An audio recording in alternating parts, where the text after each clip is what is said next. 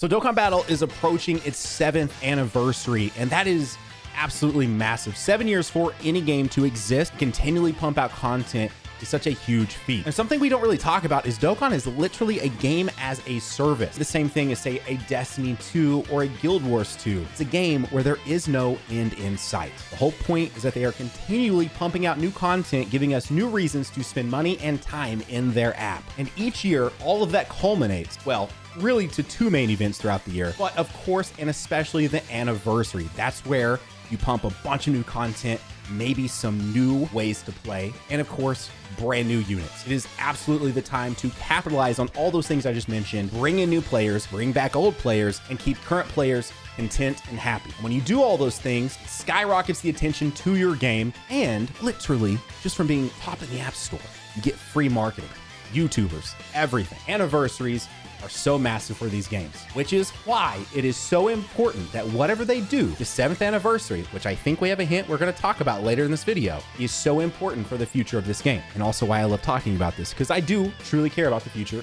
of this game. Now, I promise everything so far is going to make sense in just a moment. But first off, let's re-talk about the Saiyan saga debate that many people are still talking about. Some people in the community think the Saiyan saga is the iconic epitome of what they should do for 7 years of Dokkan Battle. And I just don't think that's the case. In fact, if you refer back to a conversation I had with Truth, we both care about this game a lot, just like I mentioned. I think Saiyan Saga is dope, but I don't think it's anniversary. Here's the other thing too. 7 years for a gacha game is nuts. 7 years in Dragon Ball means a lot. Keep Saiyan Saga away. Give me the hype, give me the fusions. Right, Truth? Honestly, all I care about is what is the most successful for Dokkan. And I think what would be the most successful that too. Fusion.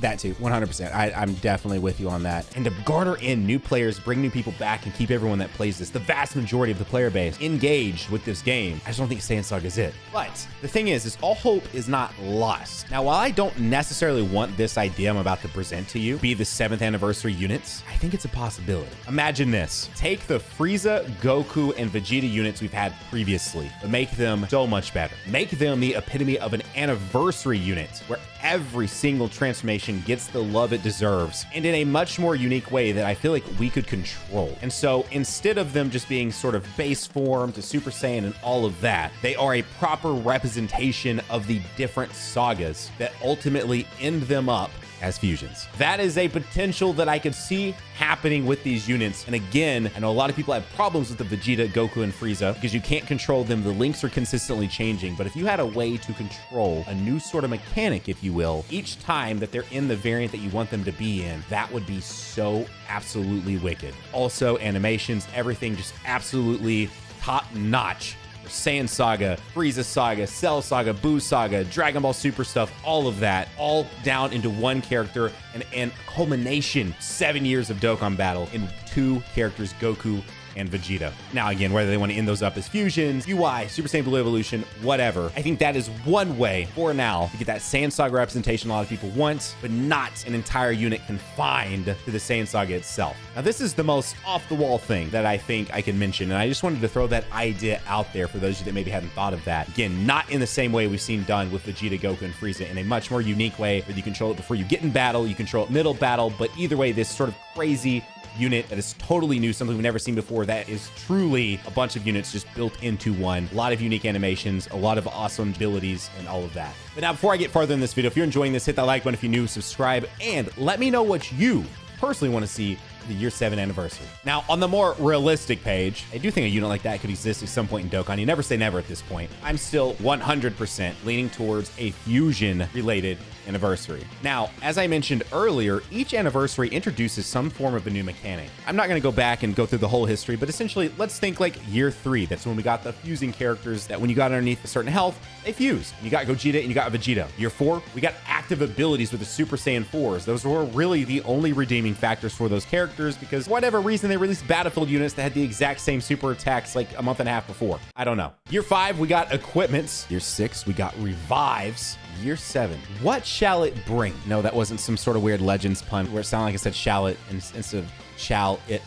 Anyways, the thing is, a lot of people really want 2 units that fuse mid-battle. It doesn't work in the way I think you would think it would. It would mess up rotations substantially and also be this sort of complete gotcha thing. I know other games found ways around it, but still. So I don't think that is necessarily the path, but I do think there's still some things they can build upon that we haven't seen yet. A great example is Legends finally releasing its proper sort of duo character where literally mid-battle you switch between Goku and Vegeta and they change typings. That would be sick. Granted, we've seen that in some ways, right? Not so much typings, but, you know, super to extreme and all of that. But I actually do think it'd be really, really cool to have a unit, I don't know, let's say Fizz, obviously strong against intelligence, weak against STR, but mid-battle you swap that. Boom. That unit is now strong against STR and weak against intelligence. It'd be really cool to see a mechanic like that. We really don't have anything like that in the game. I think the perfect candidates to obviously usher in a new mechanic like that, totally different, all new mechanics, in my opinion, are these new fusion characters that I think we're going to see. And the reason for all of this, the reason why I made this entire video. Now, granted, the collaboration sort of category could have been the reason for this. Really, in the middle of everything that's happening, those Fusion Extreme Z Awakens are moderately random. They are. So either, honestly, I'm hoping for this, and many of you may not care because this is a Dokkan video, but please port Fusions to the Switch, or give us a Fusions 2, or a Fusions something. That game is awesome. Unfortunately, it is abandoned over on the 3DS. That's a problem. Put it on the Switch. Please, that game is fantastic. The gameplay loop, everything about it is just a really fun game. So unless they're about to do that, because they actually did make an article on the Dragon Ball Super page about it, which was very interesting, or it's because we're about to get a bunch of new fusions. And I'm not talking about from the game crazy fusions. I'm talking about Gogeta and Vegito. Now, the thing is, so that they don't complicate it and obviously make the Year 5s obsolete, they probably would not make them be base again. And they would probably not also want them to be like Super Saiyans or base versions either, because then those would sort of conflict other characters in the game. I ultimately think we're going to have our first proper just Super Saiyan Blue Goku and Vegeta. That one goes into Vegito, one goes into Gogeta, and somehow they make the naming scheme so that way they can still be ran together, because of course they want you to go for both the anniversary units and then run them together. That's obvious. Now, on the flip side, if you look at the game, we do not still technically have a Gogeta Blue. The only 2 Gogeta Blues in the game, one starts out as base and one starts out as Super Saiyan. You know me, I love to just glance at my Dokkan box. I just take a moment in the day and just look at my Dokkan box. And there's an obvious omission there in my box, and that is a Gogeta Blue. I want the profile picture of Gogeta Blue in my box, bro. So much to ask. Now, obviously for Vegito, that would suck because there's so many Vegito Blues, you wouldn't be able to run him with a bunch of others, but I digress. So the dual Dokkan Fest that launches Year 7 anniversary is some form of a Gogeta and a Vegito. Whether it's Super Saiyan Blue Goku and Vegeta, whether it's already they're fused and in their blue states and they have this crazy new mechanic that can change their typing or change something. They're gonna have something crazy. It's Year 7. And then 2 weeks later, you follow that up with finally an LR merge Zamasu and for the first time ever, an LR DBS Broly that isn't attached to another unit. Because if you take a look at this game, we do not have a Broly from Dragon Ball Super. Only one is the one with Chila and Limo. We don't actually have one from Super because the others are all from Z. It's a very massive omission from the character list here, having an LR full power Broly from DBS Broly. So you follow this Fusion massive celebration up for Year 7 with a massive bang of finally releasing an LR merge Zamasu that we've wanted for like 5+ years now. Also, finally,